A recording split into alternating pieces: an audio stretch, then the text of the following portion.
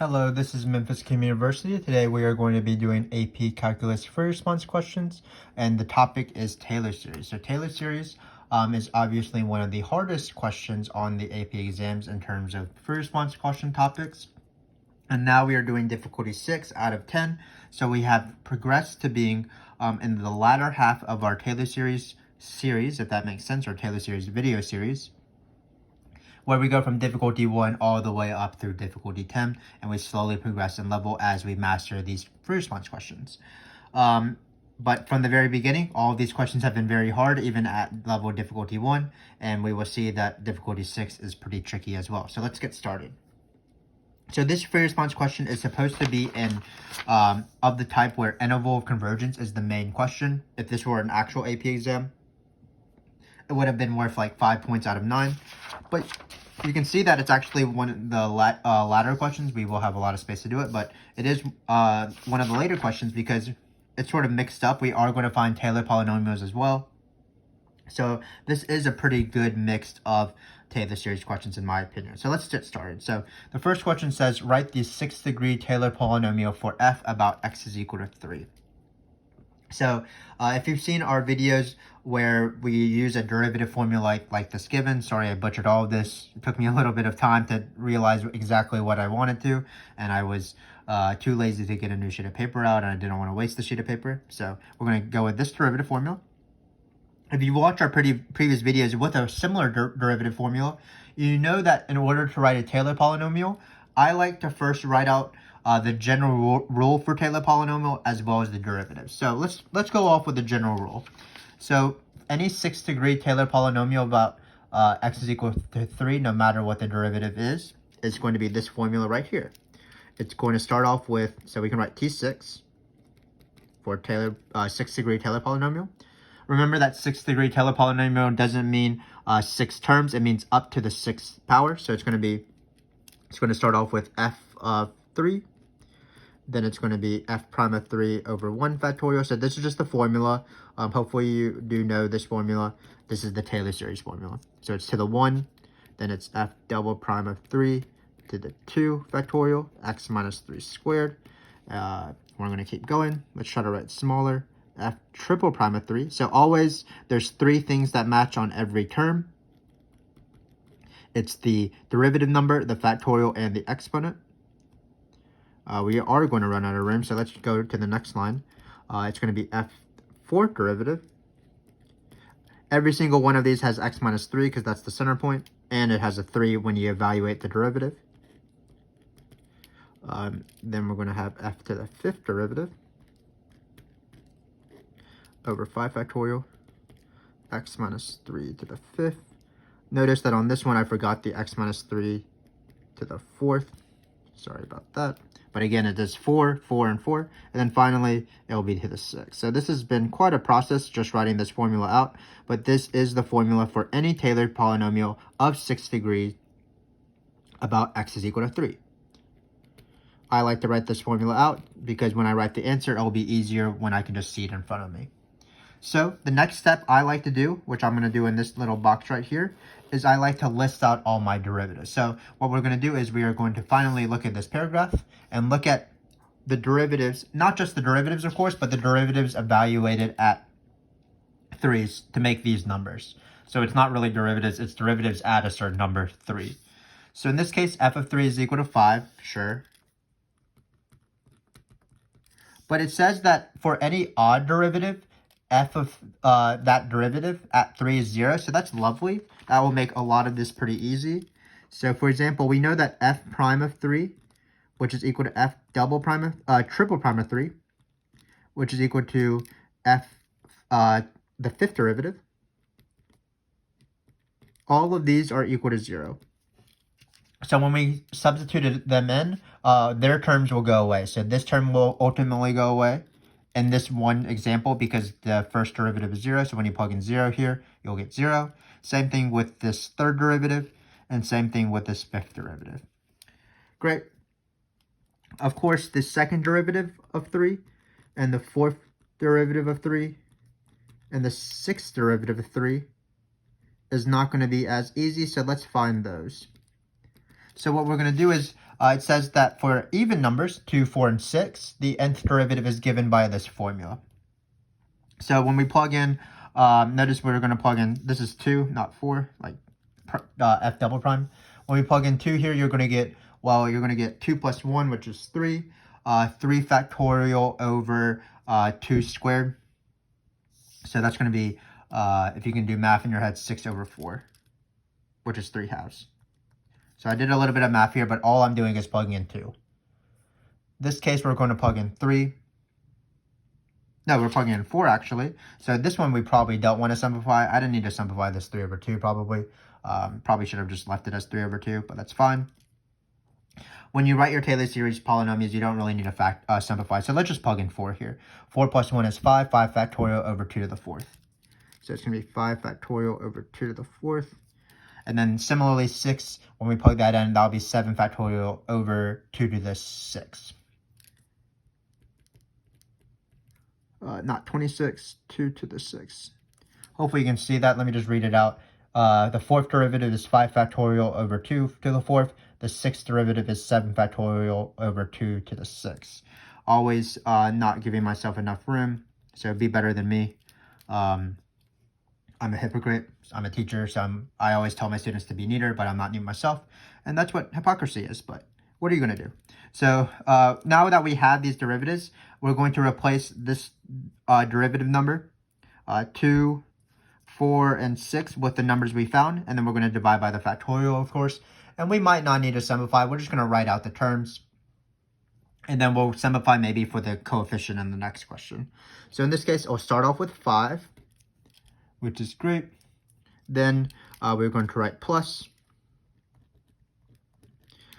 It's going to be, this one went away because the first derivative was 0. So we're going to just replace the second derivative with 3 halves. 3 halves, we can just write it divided by 2 factorial. No problem with that. And then we can just replace this number, 5 factorial over 2 to the 4th, with the 4th derivative. It will still be divided by 4 factorial. X minus 3 to the 4th. And hopefully we have enough room to write this one right here. Replacing, if you remember that I messed up, but it's 7 factorial over 2 to the 6th. You plug in 6 into this formula. So it's going to be 7 factorial over 2 to the 6th, still divided by 6 factorial, and it'll be x minus 3 to the 6th. Notice that we're finding the Taylor polynomial, so it would be technically wrong if we wrote ellipses like plus dot dot dot. That would be wrong, and we might get points off.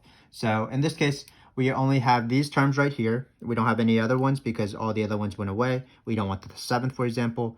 The 6th degree Taylor polynomial is this right here. Go up to the 6th term. It's not 6 actual terms.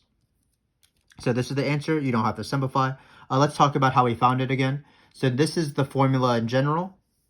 This is the list of derivatives at x is equal to 3 using this formula right here for the even ones. And I always like to do my questions in this way. I like to write out the polynomial. I like to write out the derivatives. And then I replace the derivatives where they go. And it's just so much easier if everything is right in front of you in your own handwriting, even if your handwriting is messy like mine. So let's do this next question. It's going to be a similar thing.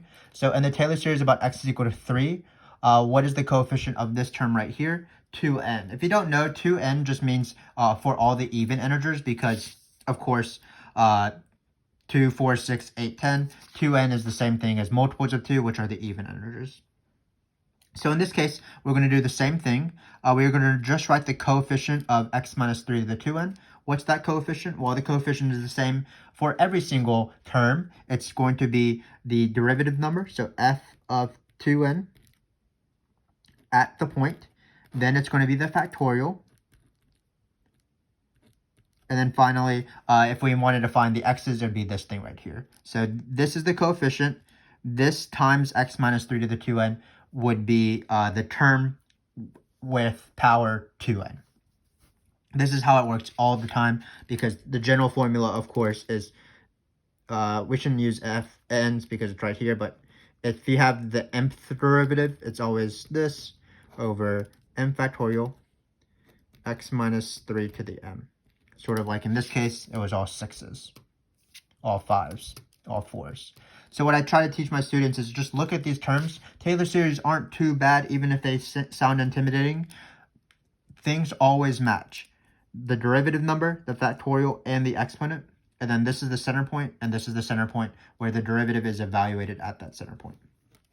So this is the coefficient in this example. And what we're going to do is we're going to replace that with this, because that was the formula, because we are only doing the even ones. So what it's going to be is, let's be careful. We need to plug in 2n here. So in this case, it's going to be 2n plus 1 factorial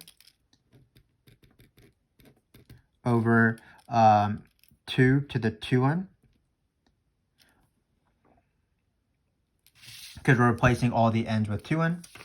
And then we're going to divide it by 2n factorial. You might not know factorials very well, but these cancel out very nicely. This is going to be 2n plus 1, and then we're going to divide by this. And why is this the case? Why do these factorials cancel out? If you want to practice factorials with numbers on the side, so for example, if you have, let's say, 9 factorial over 8 factorial, well, 9 factorial is going to be 9 times 8 all the way down, 7, 6, 5. This one's going to be 8 times 7, 6, 5, 4, 3, 2, 1. So these all cancel out, so you're left with only the bigger one. So if you're one bigger, which is the case in that we have before us, this factorial cancels out with this factorial. 2n plus 1 factorial is the same thing as 2n plus 1 times 2n factorial. So they'll cancel, and you'll end up just with this. So this is going to be the coefficient for x minus 3 to the 2n. So again, we haven't done the interval of convergence, even though this was a promise to be an interval of convergence question. That is part C. But for both of these questions, we just use the Taylor series formula right here for each term. For the sixth one, we listed them out, wrote out the derivatives, start plugging in stuff. And same thing even for this general case. We listed out the general coefficient. This is the coefficient according to the rule. And then we replace that derivative number with this. So now for the fun part. Now we want to find the interval of convergence of the Taylor series for f about x is equal to 3. So what I would warn my students, and what they would mess up, is they would sort of know how to do the interval of convergence process, do the ratio test, plug in the endpoints. But a lot of students try to do the ratio test on this guy right here, which is the derivative formula. But you cannot do that because there's no x's in here. When you do the interval convergence, in this case, it's going to be about x is 3. So we're going to try to isolate x minus 3 is less than some number r, where it will come from the ratio test.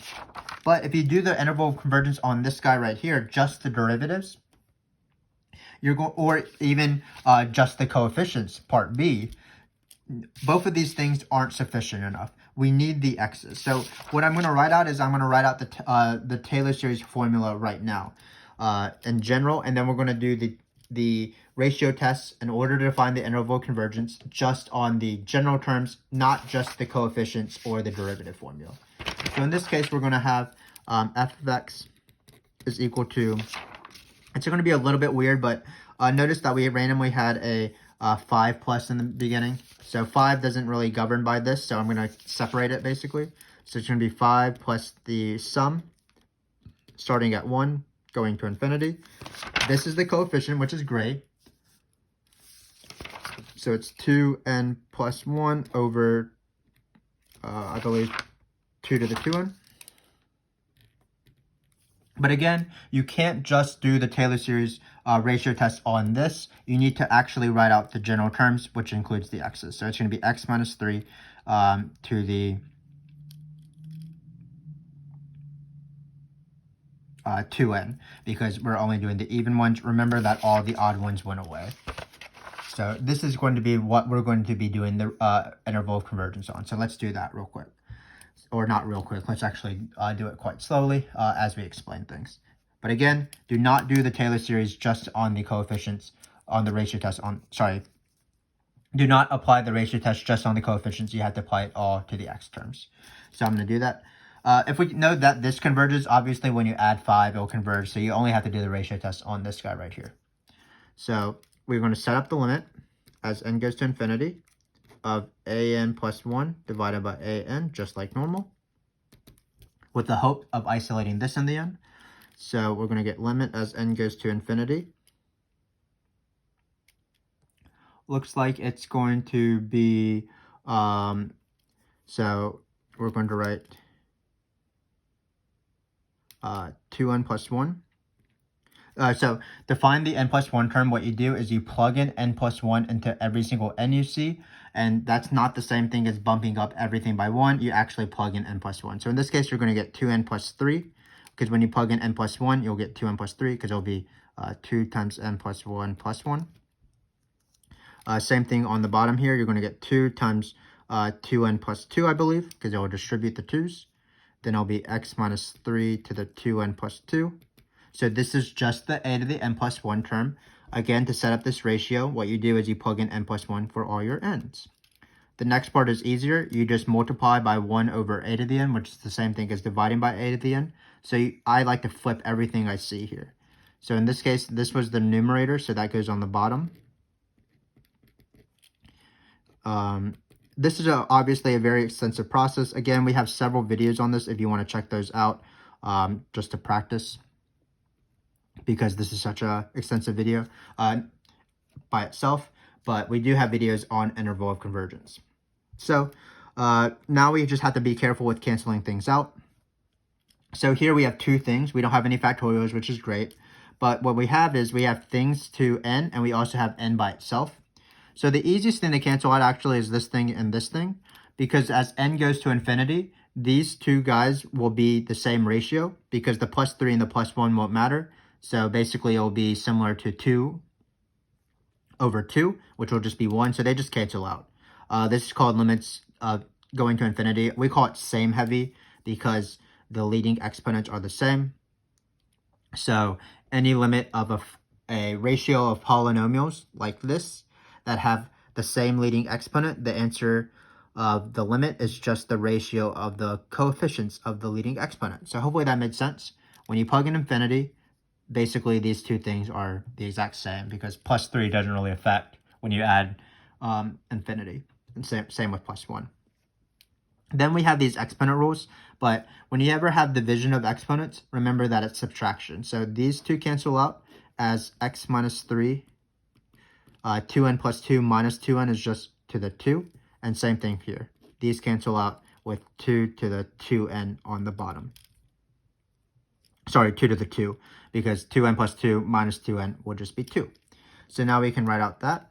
It's going to be the limit as n goes to infinity of x minus 3 squared all over 2 squared. We have no more n's, which is great. Remember that the ratio test, you always want to compare it to see if it's less than 1, because what we're trying to do is we're trying to find all the x's that make this limit less than 1. So another thing to remember is that we're always trying to isolate this. Looks like we have a little bit of work to do. Because we're squaring, the absolute values really don't do anything, so we can rewrite it without absolute values. Even though this is the same thing as 1/4, you definitely do not want to write it as 1 to the 4th and distribute this, again, because we're trying to isolate this. So I'm going to bring the 2 squared over. So it's going to be x minus 3 squared less than 4, because it's going to be that. And then we're going to take the square root, so it's going to be x minus 3, and absolute value, because we want to isolate this, is less than 2. So this is the radius of convergence.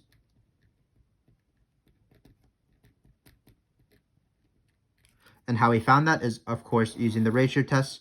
We plugged in n plus 1 first into all this, multiplied by the reciprocal of all this, because that's what the ratio test says. And then we started canceling out things according to limit rules and exponent rules. And we got the radius is x minus 3. The radius is 2, and the center point is 3. So what I like to do is I like to draw a little number line. So 3. I like to add the radius and subtract the radius. So it's plus 2. Minus 2, so this is going to be 5, and this is going to be 1. So these are going to be the endpoints of my potential interval of convergence, and what we have to determine is whether at x is equal to 1 and whether at x is equal to 5, does our original Taylor series converge or diverge when we plug in those numbers. Again, we really don't care about the 5 plus, because if it converge and you add 5, it will converge. If it diverges and add 5, it will still diverge. So basically what we're going to do is we're going to plug in 1 into this guy right here and plug in 5 into this guy right here. We are going to be a little bit careful with these negatives. So I'm going to first plug in the right point because there's less negatives introduced. So let's plug in 5 into this. So what you're going to get is you're going to get the sum as n goes to 1 of infinity. Hopefully you can see that. You can, just barely. Then notice we're plugging in x is equal to 5. Don't confuse the n's with the x's. You're only plugging in this number right here. So we're going to rewrite this. When we plug in 5 here, notice you'll get 2 to the 2n. Well, this is not going to be too hard to simplify. These cancel out. You're going to be left with n is equal to 1 to infinity, 2n plus 1. This is a pretty easy test. Remember that when you're doing these tests, it's usually pretty easy. It's usually either a p-series, alternating p-series, geometric, or divergence test. In this case, it's divergence test because these terms don't go to 0. So this diverges. They actually go to infinity by divergence test. So now we're going to plug in 1 into this guy right here. We're going to be careful with negatives. So when we plug in 1, we're going to get 2n plus 1 over 2 to the 2n. Again, we're only plugging in x for 1. We get negative 2 to the 2n. What I like to do is I like to break up the negative with any number, because usually you'll get negative 2 according to, we didn't write that rule down in this one, but according to the exponent rule that, let's write it out, a times b to the c is equal to a to the c times b to the c. So I'm breaking this guy up as negative 1 times 2. So this is going to be the sum as n equals 1 of infinity, 2n plus 1 times negative 1 to the 2n times 2 to the 2n all over 2 to the 2n. And why did I do that? Well, again, it's easy to simplify this when these are broken up. These will cancel. Now we have negative 1 to the 2n. So what you want to decide, in this case it actually doesn't matter, but it is nice to be careful. What you want to decide is whether this is always 1, always negative 1, or whether this alternates. Well, it's negative 1 to an even integer, negative 1 to the 2, 4, 6, 8. So this is always going to be 1. So this cancels out as well, and you're going to be left with the same series, which diverges again by the divergence test. So we can just point to this because we actually got the same series for both. This usually doesn't happen, but in this case it did because of this 2 to the n action. And we are done. Because both of these terms diverge, we are going to put parentheses around each of these numbers. So it's going to be 1 comma 5. And that is the answer. Great. So let's just review how to do interval of convergence because it is such a lengthy process. It was the majority of this free response question. So what you do is you set up the ratio test. You plug in n plus 1 into all your n's, multiply by the reciprocal of this guy, cancel things out according to how they cancel. So for example, these went away because the limit of n to infinity of this ratio is 1. And then these cancel out because of exponent rules. You're always trying to isolate x minus the center point. You always say it's less than 1 because of the ratio test. So to isolate it, we brought the 4 over, and we also took a square root to isolate x minus 3. This is the center, the radius convergence. This is the center. So I draw a quick little number line, 3, 5, and 1. Add 2 and subtract 2 from the center point. Add the radius, subtract the radius. And then for each of these guys, you have to plug in the number into the general term, plug in your x value, and see whether that converges or diverges once you start crossing out things that cancel. So in this case, we had diverge by the divergence test for both of these guys, but of course it could converge and diverge on one side and converge on both sides. So in this case, it diverged on both sides. So we have one last question to do.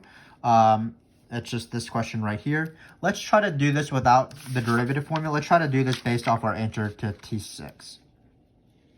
So again, let me write out T6. We actually only need the first few terms. So let's say T6 of x. It's a relative min or max question. So if you've seen our previous video, we did have an example of this. But basically, For any single relative min or max question, your immediate thought is always to do the first derivative test, which means take the first derivative and see where it goes from positive to negative or negative to positive. But in this case, I don't even know what the first derivative is, which is difficult, of course. And also, I'm just writing out this, just copying. So I'm not going to be able to draw a sign chart of the first derivative, which is unfortunate because I want to do the first derivative test.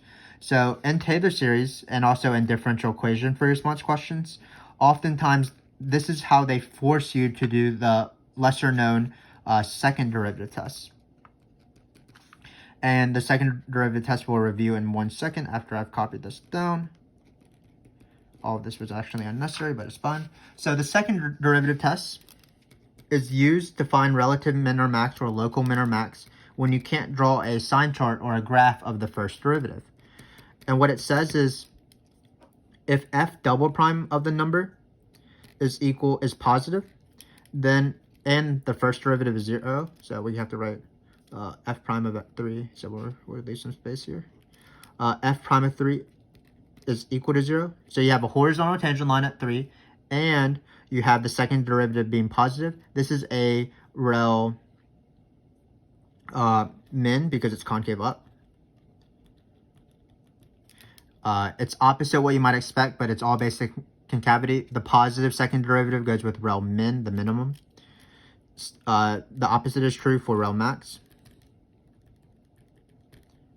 So this is going to be a rel max because it's concave down.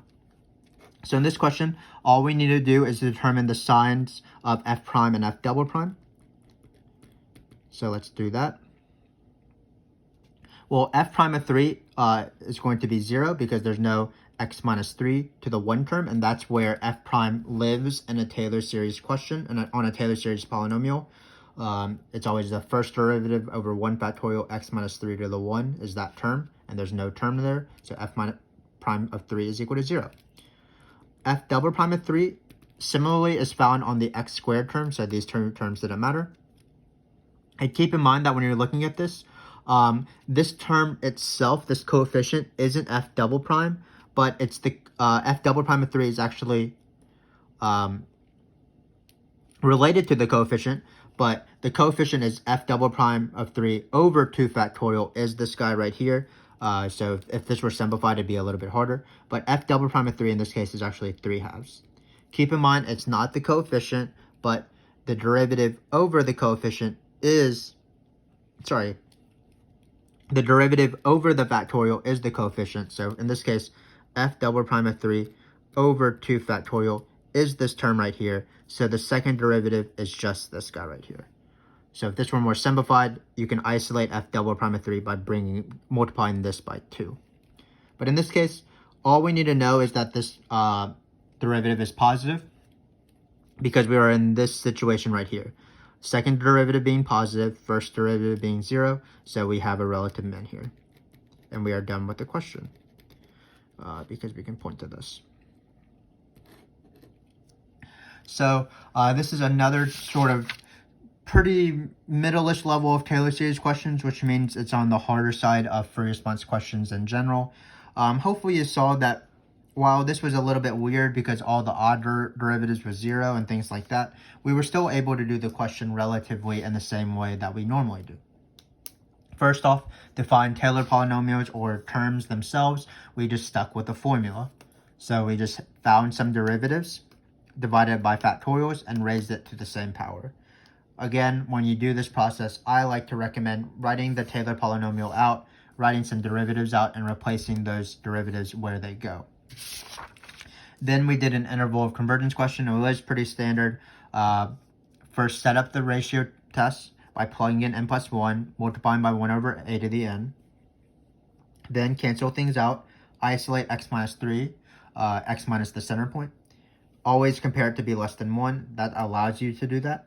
Then once you have the potential endpoints, or the endpoints of the interval, you plug those in to see if they converge or diverge into your x's. The key step is you can't get any of this right if you apply the interval of convergence on either the derivative formula or the coefficient, you need to apply the interval of convergence on the general term of the entire Taylor series, so it includes x's, so that you can isolate this in the end.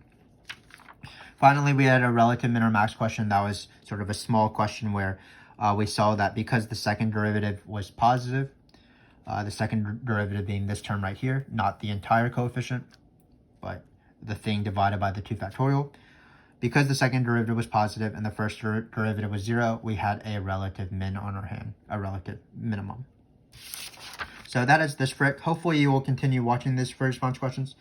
We are hoping, of course, that these are helpful for you and that you gain more confidence as you do these free response questions, because while Taylor series questions are quite difficult, we believe that if you practice alongside us, we enjoy practicing with you guys, that you'll slowly improve. So I hope to see you in difficulty 7 through 10. That's when it gets really tough, but again, if we work together, I believe that we will get through it. So thanks again for watching, and I hope to see you then.